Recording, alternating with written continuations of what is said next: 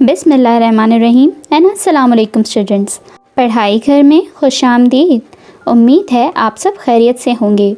तो स्टूडेंट्स, आज के इस वीडियो में हम आपको 3 देयर की डिफरेंट स्पेलिंग्स के मीनिंग्स बताएंगे और उनका यूज़ भी बताएंगे कि आखिरकार वो कहाँ इस्तेमाल होते हैं। तो चलें बिना टाइम वेस्ट किए चलते हैं अपनी डिस्कशन के जानिब।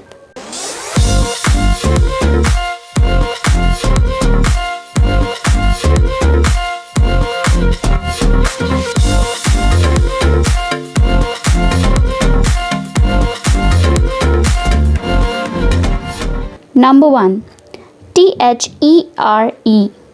देयर, इस देयर का मीनिंग होता है यानी अ प्लेस, यानी यहाँ पे किसी जगह की बात की जा रही होती है जब ये इस स्पेलिंग का देयर कहीं लिखा होता है। For example, she is there already. She is there already. There is like here. आप देख सकते हैं कि देयर बिल्कुल हेयर की तरह होता है। हेयर का मतलब यहाँ और देयर का मतलब वहाँ। ऐसे ही हमारे पास सेकंड जो देयर की स्पेलिंग है वो है THEIR, देयर। ये देयर ओनरशिप शो करता है किसी भी चीज़ के लिए।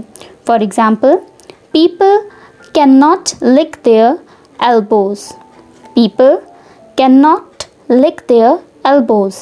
इसी तरीके से THEIR, their is like are.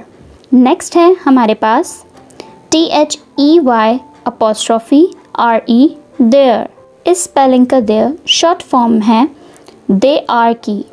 THEY they, ARER, they're. और इसकी एग्जांपल हम देख लेते हैं। They're all crazy. They're all crazy. आप देख सकते हैं कि इसका अगर हम प्रॉपर ओपन करके देखें तो इस देयर का मतलब होता है THEY दे, ARER, देयर।